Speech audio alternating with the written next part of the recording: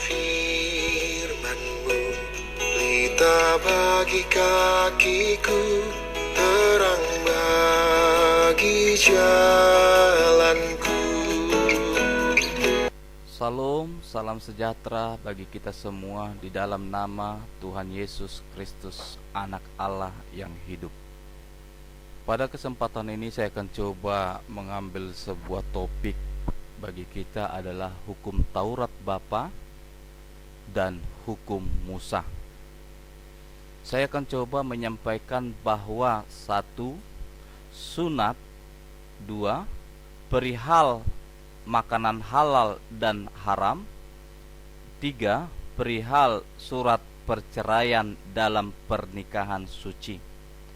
Saya menemukan bahwa ketiga hal itu bukanlah perintah Bapa, bukanlah isi hukum Taurat Bapa, tetapi hukum Musa yang saya sebut, yang saya namakan sebagai kitab perundang-undangan bagi Israel.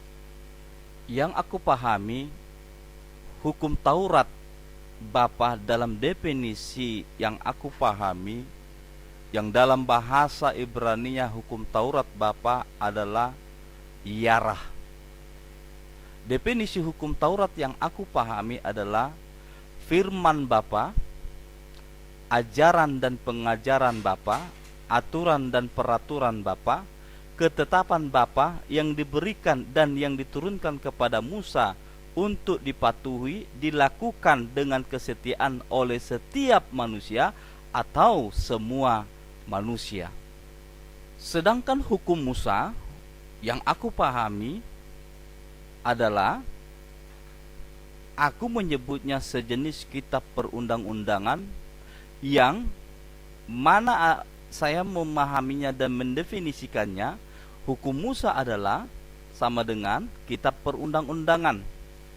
Kitab perundang-undangan adalah undang-undang, peraturan, ketetapan yang dibuat oleh Musa dan nenek moyang Israel, baik secara lisan maupun tulisan, untuk mengatur sistem kehidupan dan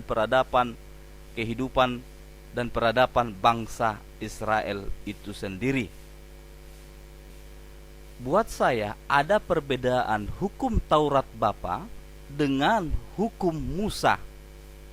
Buat saya, yang saya pahami, hukum Taurat Bapa itu berasal dari firman Allah, dari Bapa sendiri, sementara hukum Musa adalah hukum perundang-undangan yang di dalamnya memuat peraturan-peraturan, ketetapan-ketetapan yang dibuat oleh Musa dan yaitu nenek moyang Israel untuk dicontoh, ditiru, diteladana dan dilanjutkan, dilakukan oleh yaitu keturunan-keturunan bangsa Israel. Jadi saya menemukan dalam kitab hukum Taurat Musa berisikan 1. Firman Allah, 2. Dan kitab perundang-undangan.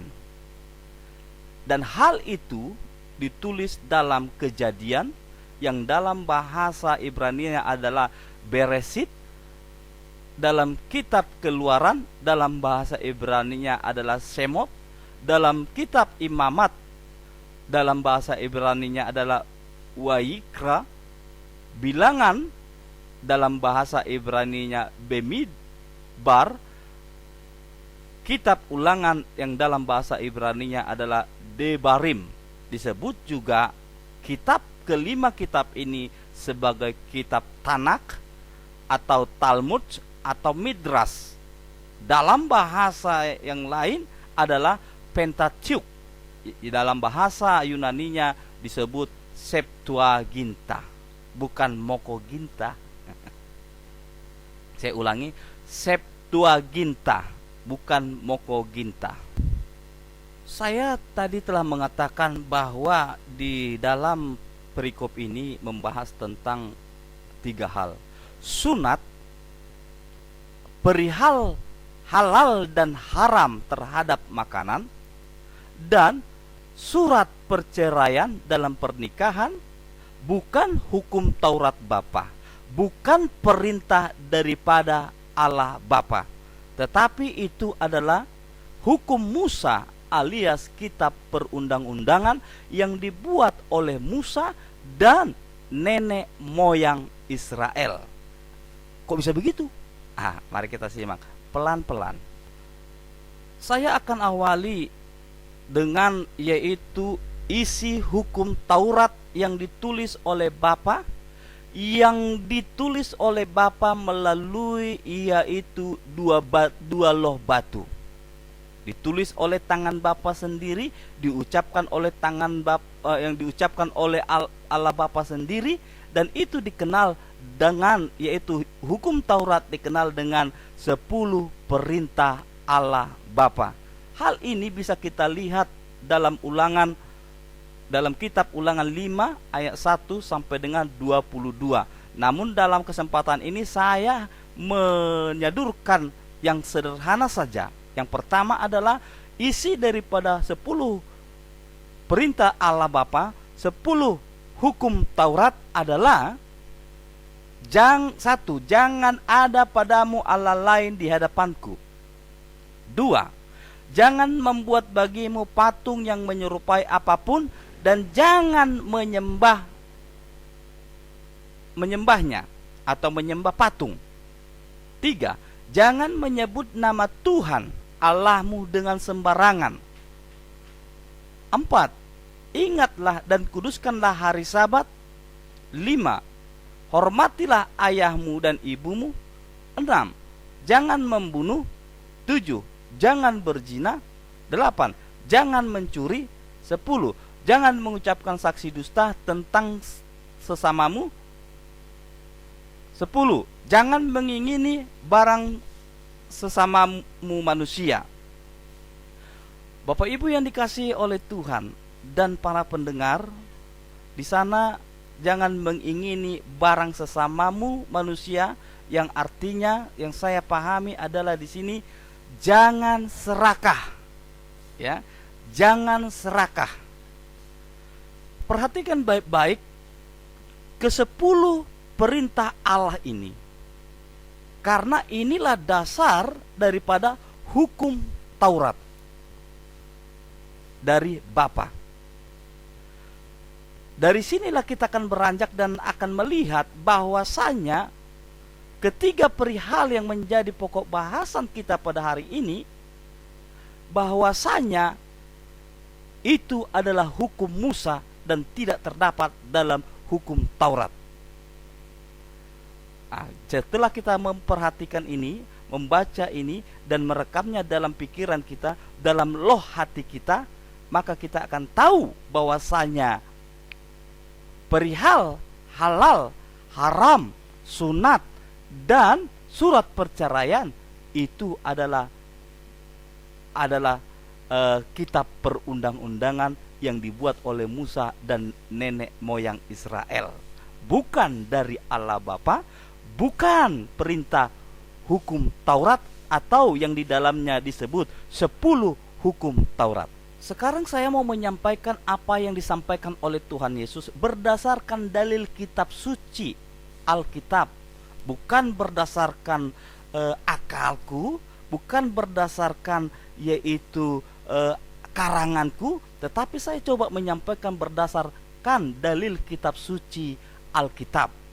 Saya tidak mau menyampaikan sesuatu di luar itu, karena jikalau di luar itu nanti saya akan dilabelkan bahwa saya mengada-ada, bahwa saya mengarang-arang, dan bahwa saya sedang membuat narasi-narasi palsu.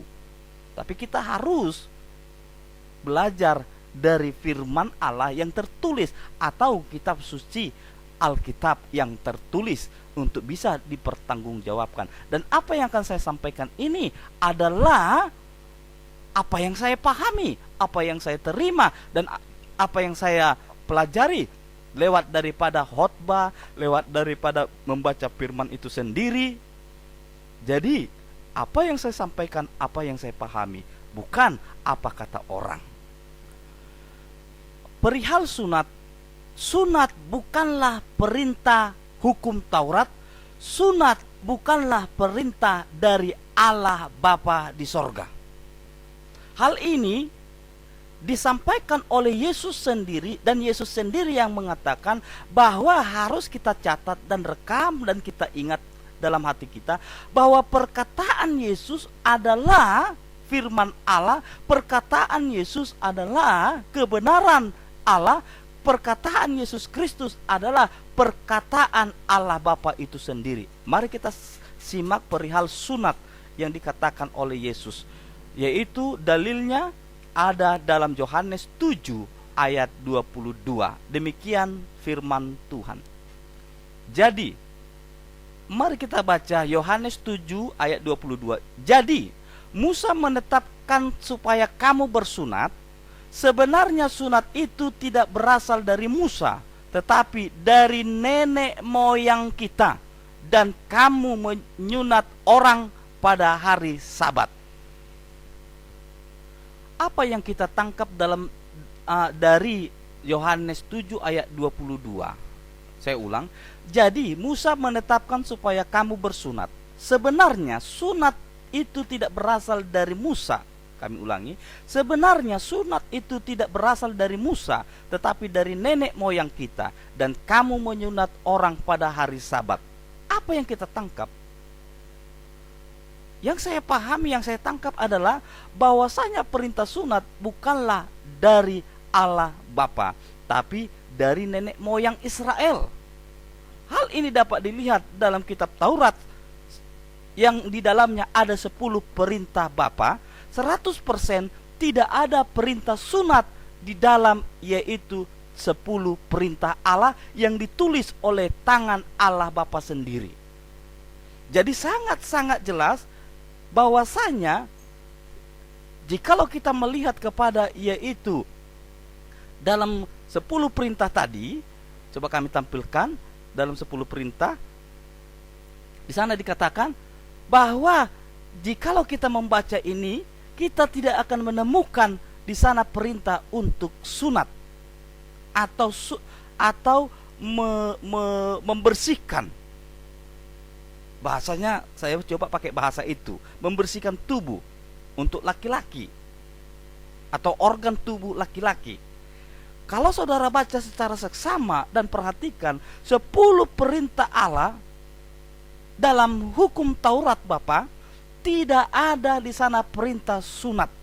Yang ada adalah undang-undang, peraturan yang dibuat oleh nenek moyang kita atau nenek moyang Israel. Saya tidak akan membahas ini lebih jauh, tapi satu hal yang perlu saya sampaikan adalah bahwa perkataan Yesus adalah selalu kebenaran dan akan tetap kebenaran. Karena kebenaran akan perkataan Yesus adalah kebenaran yang kekal, mengikat hubungan kehidupan sekarang dan kehidupan yang akan datang. Perkataan Yesus tidak ada dusta. Itulah sebabnya jikalau kita memperhatikan dalam kitab suci, dalam kitab Injil, kita tidak akan pernah menemukan bahwa Yesus pernah mengulang perihal yaitu sunat. Karena sunat bukan ajaran Bapa. Itulah sebabnya Yesus tidak pernah mengajarkan ajaran tentang sunat. Sunat itu murni ajaran daripada atau aturan peraturan yang dibuat oleh nenek moyang bangsa Israel. Itu tidak mengikat hubungan dengan hidup kekal. Kita masuk dalam contoh yang kedua. Saya tidak mau panjang-panjang menguraikan itu. Saya hanya menyampaikan hal-hal yang sederhana saja, poin-poinnya saja. Dalam penjabaran lebih detail, ya saudara atau kita harus baca Alkitab lebih sering lagi baca Alkitab atau kitab suci. Contoh kedua, perihal perintah halal dan larangan haram terhadap makanan. Halal dan haram juga bukan perintah dari Allah Bapa. Hal ini dapat kita lihat dari 10 perintah Bapa dalam Tauratnya. 100% tidak ada perintah, yaitu perintah halal dan larangan haram dalam makanan. Itu terlihat jelas dalam 10 perintah Allah. Kita akan coba lihat dalam Matius 7 ayat 14 sampai dengan ayat yang ke 19. Berbicara makanan, berbicara tentang halal dan haram, ini berbicara tentang kenajisan, berbicara ketidaksucian, berbicara tentang kenajisan. Berarti di sini kita berbicara tentang sesuatu yang tidak pantas. Nah, dalam hal ini kita akan coba simak Matius 7 ayat 14 sampai dengan 19. Lalu Yesus memanggil lagi orang banyak dan berkata kepada mereka, "Kamu semua dengarlah kepadaku dan camkanlah. Apapun dari luar masuk ke dalam seseorang tidak dapat menajiskannya, tetapi apa yang keluar dari seseorang itulah yang menajiskannya. Barang siapa bertelinga untuk mendengar, hendaklah ia mendengar."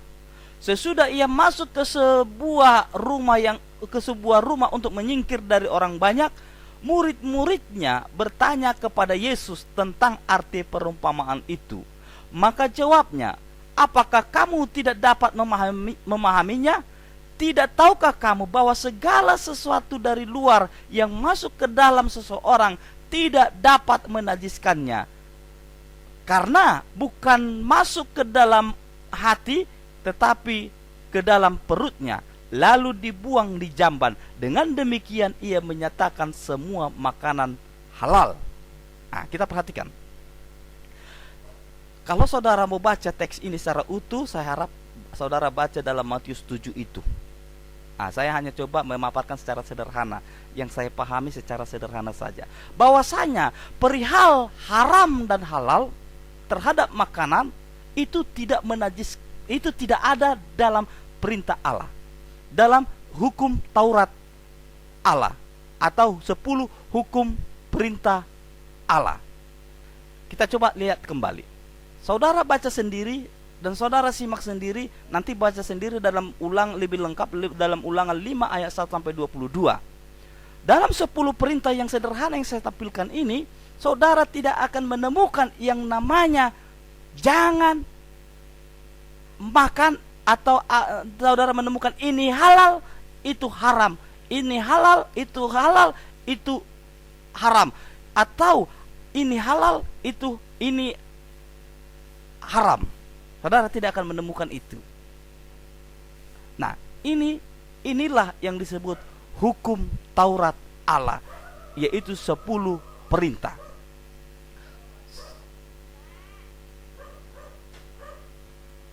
Apa yang kita temukan, yang kita tangkap, yang kita pahami dari nats Matius 7 ini?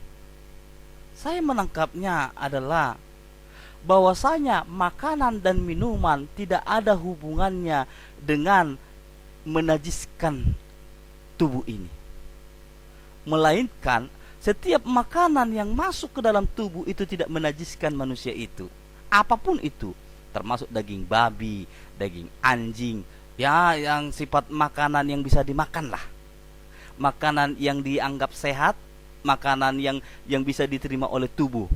Jangan pula kau makan makanan itu lalu membuat kau sakit. Itu jadi masalah. Nah, jadi di sini selama makanan itu sehat untuk tubuh dan tubuh ini menerima makanan itu, maka makanan ini tuh layak dikonsumsi, asal sehat, segar, dan sehat, segar, itulah ukurannya. Kalau sehat dan segar, itu udah luar biasa. Tapi ingat, dikatakan oleh Tuhan Yesus, makanan itu yang masuk ke dalam tubuh itu keluarnya ke jamban. Bisa dipahami? Tidak menajiskan manusia.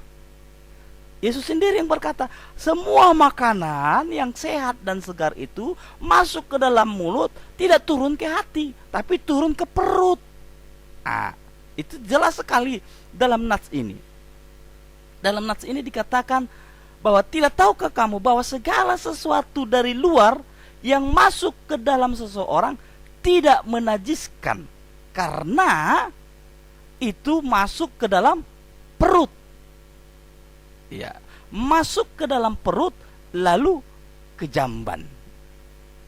Nah, dan yang menajiskan manusia adalah bukan makanan dan minuman, melainkan adalah sesuatu yang keluar dari manusia itu. Apa itu? Lisan, perkataan, itulah yang menajiskan manusia. Artinya di sini lisan dan perkataan yang menajiskan adalah sesuatu yang sesuatu yang kasar, sesuatu yang tidak sopan, sesuatu yang mengandung intonasi yang tidak sedap. Nah, itulah yang menajiskan manusia. Bukan makanan, bukan daging babi yang kita makan, bukan daging anjing yang kita makan. Nah, Yesus katakan semua makanan di dalam nats ini ditulis. Kita akan coba baca ulang ayat yang ke-18, kita boleh lihat sama-sama dalam layar ini. Apakah kamu juga tidak dapat memahaminya? Tidak tahukah kamu bahwa segala sesuatu yang dari luar, kami ulangi, apakah juga tidak dapat, kami ulangi, apakah kamu juga tidak dapat memahaminya? Tidak tahukah kamu bahwa segala sesuatu dari luar yang masuk ke dalam seseorang tidak dapat menajiskannya, karena bukan masuk ke dalam hati, tetapi ke dalam perutnya, lalu dibuang di jamban. Makanan daging anjing, makanan daging babi, itu masuknya ke perut, bukan ke hati. Bisa dipahami ya? Makanan apapun itu masuknya bukan ke hati, tapi ke perut. Dari perut kemana akhirannya? Ke jamban. Kalau kita makan makanan yang overdosis atau berlebihan, sekalipun itu sehat dan segar, jikalau perut kita tidak mampu menampungnya, itu akan menjadi sebuah masalah buat kita. Akhirnya apa? Ya maaf, mencret-mencret. Jadi makanlah makanan yang sehat dan segar. Tidak ada makanan yang haram, yang ada makanan halal semua. Itulah sebabnya Yesus katakan harus dibedakan. Makanan itu tidak masuk ke hati. Makanan yang masuk ke dalam mulut itu tidak masuk ke hati, tetapi apa? Ke perut.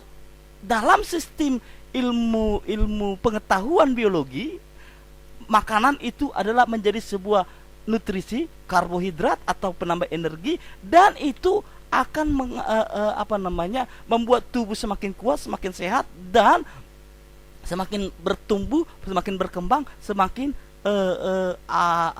semakin mengembang, semakin bertambah besar tubuhnya yang besar, ya, tubuhnya semakin besar, semakin kuat, semakin sehat lewat makanan. Jadi sangat jelas dalam nats ini. Dengan murid-murid menangkap pesan Yesus sangat jelas. Dikatakan apa? Dengan demikian Yesus menyatakan semua makanan halal, tidak ada haram.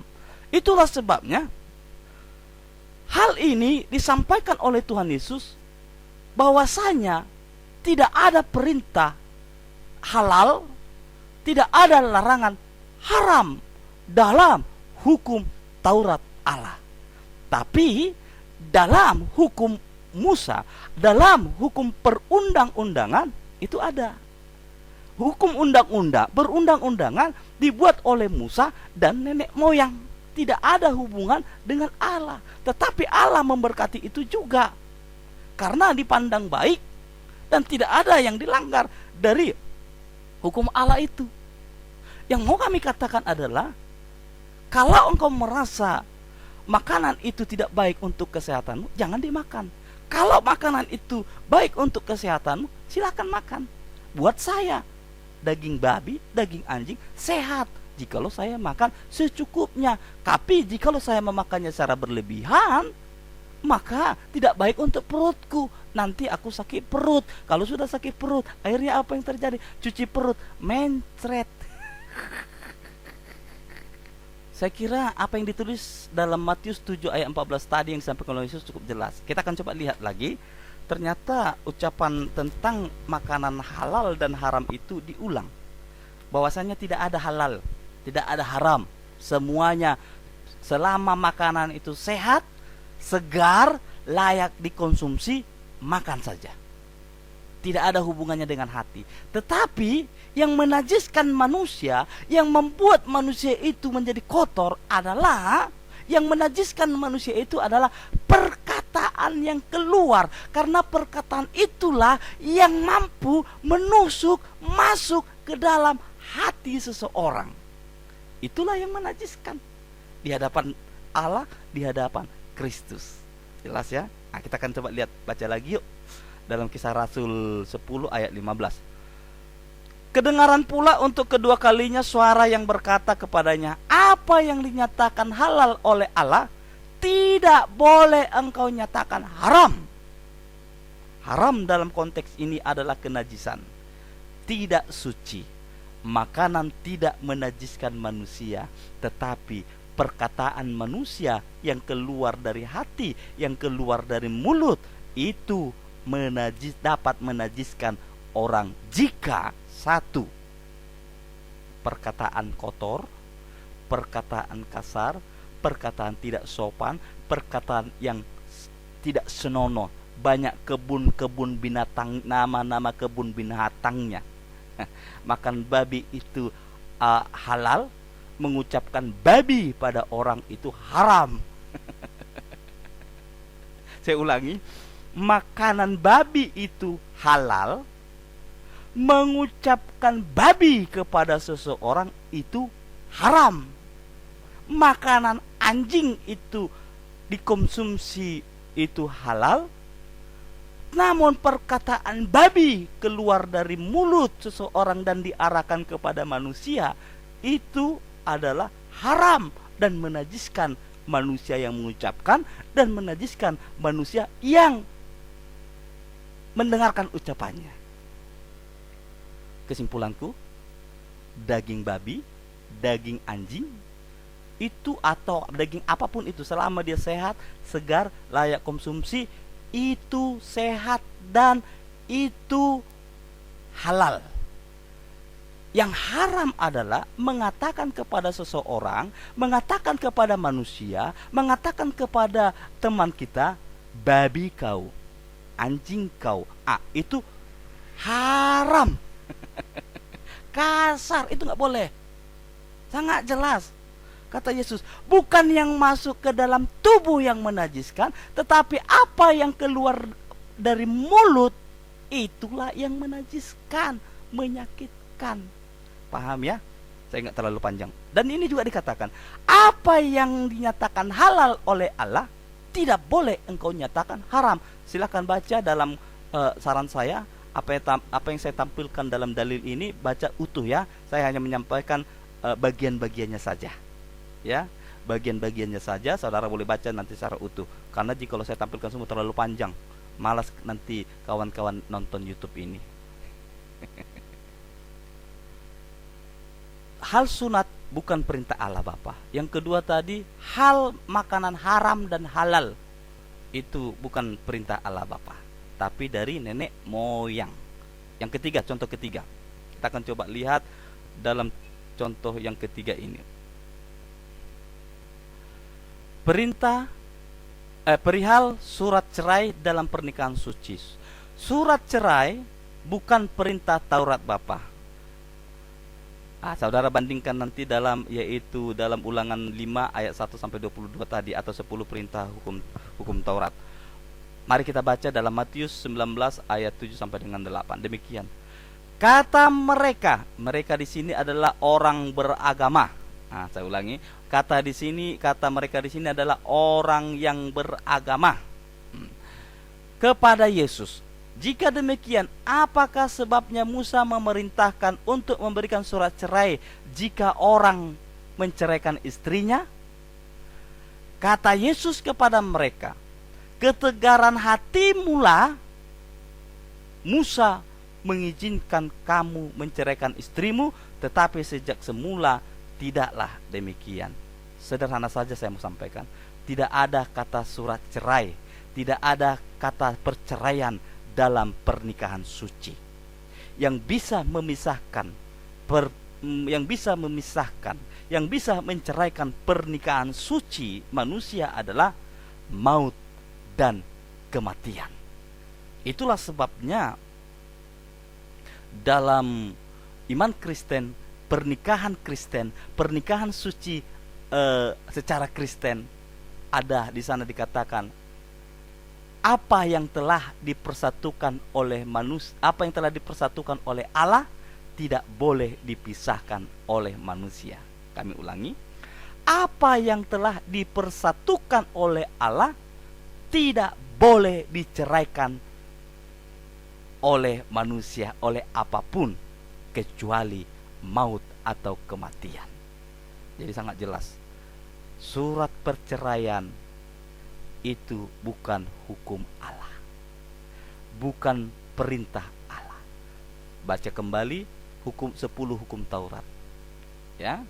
Nah, jadi sangat jelas mereka ini asik mau menceraikan saja. Awalnya manis, di tengah jalan dia bosan. Bayangin, bahaya tuh. Masakan kata bosan keluar di tengah jalan. Ketika di dalam pernikahan ada orang sudah menikah 10 tahun, anak sudah 5.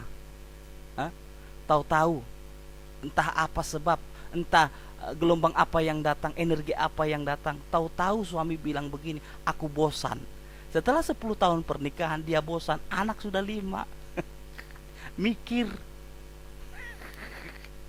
Oke, saya tidak mau terlalu panjang, tapi yang jelas tidak ada perceraian dalam pernikahan suci orang Kristen, orang beriman. Yang ada adalah hanya maut yang memisahkan pernikahan suci itu sendiri. Oke, saya tidak berlama-lama dan tidak berpanjang-panjang. Selanjutnya, maka akan timbul sebuah pertanyaan yang besar bagi kita. Kenapa ketiga hal di atas yang dipaparkan oleh Tuhan Yesus, kenapa ketiga hal itu dipaparkan oleh Tuhan Yesus? Apa alasannya? Kira-kira apa ya? Nah, kita akan coba lihat. Matius 15 ayat 13.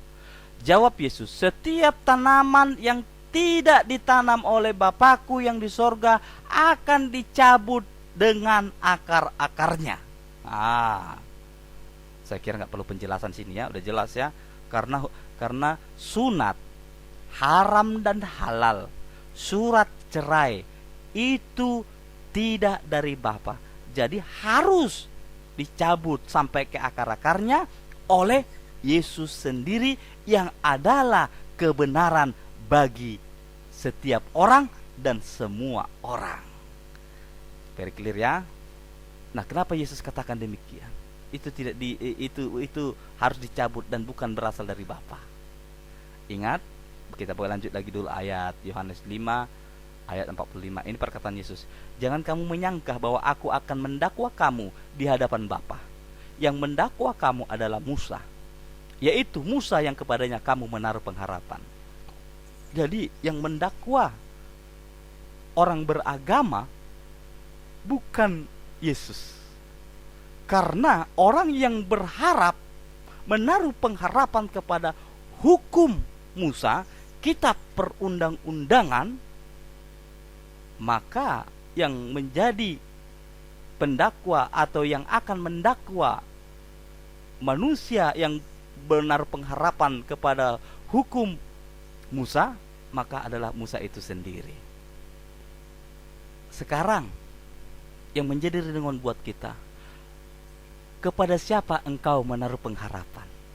Kepada Musa yang di dalamnya ada kitab perundang-undangan, atau menaruh pengharapanmu kepada Tuhan Yesus Kristus yang adalah keselamatan bagi manusia.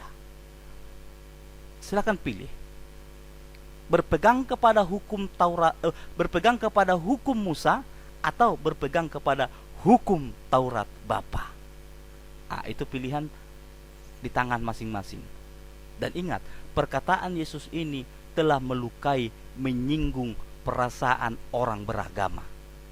Jadi jikalau Anda tersinggung, jikalau Anda merasa tersinggung, jikalau Anda tersakiti dengan perkataan ini, wajar. Karena Yesus pun, perkataan Yesus ini pun telah melukai, menyinggung perasaan orang beragama saat itu. Orang yang beragama saat itu yang saya maksudkan adalah orang Farisi dan oleh ahli Taurat. Nah, ini sangat, kita harus hati-hati. Orang beragama itu banyak, tapi yang saya maksud dalam kitab ini adalah orang Farisi dan orang ahli Taurat. Saya masuk kepada kesimpulan saja. Ya, ketiga contoh yang telah saya paparkan tadi, yaitu sunat, perintah halal dan larangan haram, dan surat cerai dalam pernikahan, itu adalah isi dari kitab perundang-undangan yang dibuat oleh Musa dan nenek moyang Israel untuk Israel. Murni bukan perintah Allah dan tidak ada dalam 10 perintah Allah Bapa. Tidak akan kita jumpai dalam Injil Kristus ketiga hal itu, karena Tuhan Yesus mencabutnya sampai ke akar-akarnya. Tuhan Yesus juga tidak menyalahkan kitab perundang-undangan itu, tetapi Tuhan Yesus menampilkan kebenaran Taurat Bapa dan menempatkannya pada porsinya. Silakan cek dan bandingkan 10 perintah Bapa atau Taurat Bapa dalam Ulangan 5 ayat 1 sampai 22 tadi. Ketiga hal di atas telah menyinggung perasaan dan hati mereka orang beragama yang berpegang pada hukum Musa atau kitab perundang-undangan. Kitab perundang-undangan. Orang beragama yang saya maksud adalah orang Farisi dan ahli Taurat. Mari kita baca Matius 15 ayat 12 sampai dengan 13. Ini berbicara tentang haram dan halal itu juga tadi. Ketiga hal di atas. Maka datanglah murid-muridnya dan bertanya kepadanya, engkau tahu bahwa perkataanmu, ini perkataanmu artinya perkataan Yesus, engkau tahu bahwa perkataanmu itu telah menjadi batu sandungan bagi orang-orang Farisi. Batu sandungan sama dengan adalah telah menyinggung perasaan dan hati orang-orang Farisi. Tetapi Yesus menjawab, setiap tanaman yang tidak ditanam oleh Bapakku yang di sorga akan dicabut dengan akar-akarnya. Saya kira jelas ya, Matius 15 ayat 12 sampai dengan 13 itu tidak perlu saya jabarkan. Dikatakan murid-murid telah mengingatkan Yesus. Saya ulang itu, murid-murid telah mengingatkan Yesus. Perkataanmu itu telah menjadi batu sandungan bagi orang-orang Farisi. Jawab Yesus, setiap tanaman yang tidak ditanam oleh Bapakku yang di sorga akan dicabut dengan akar-akarnya. Berarti apa yang mau saya katakan? Kitab perundang-undangan tidak mengikat manusia, tidak mengikat manusia, hubungan manusia dengan Allah. Sekali lagi, tidak mengikat hubungan manusia dengan Allah. Artinya apa? Yang mengikat manusia dengan Allah adalah hukum Taurat Bapa, perintah Bapa. Karena perintah Bapa adalah hidup, perintah Bapa, ajaran Bapa adalah hidup, adalah terang. Nah, kita diminta untuk mengikut terang itu.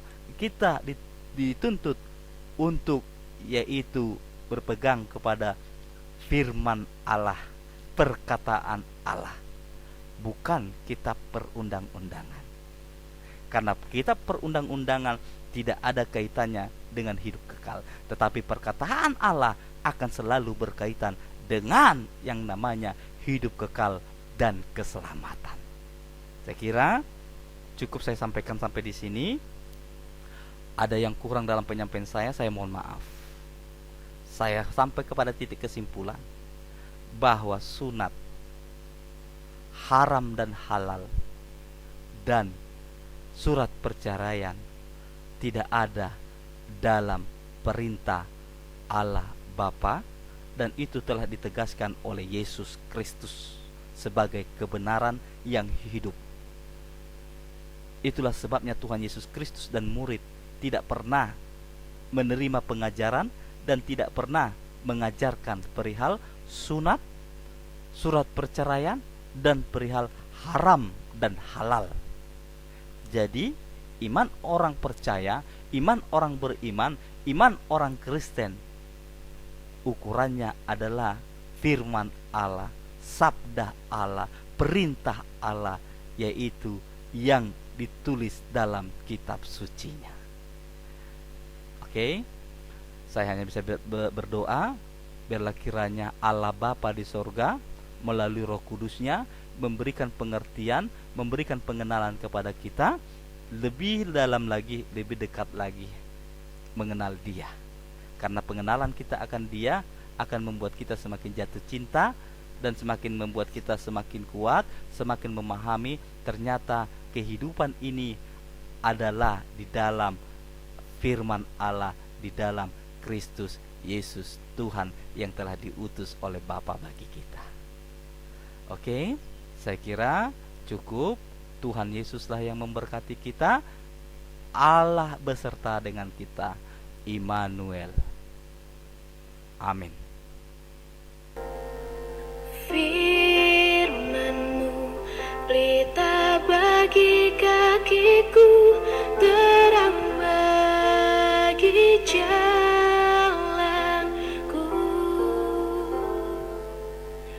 Firman-Mu pelita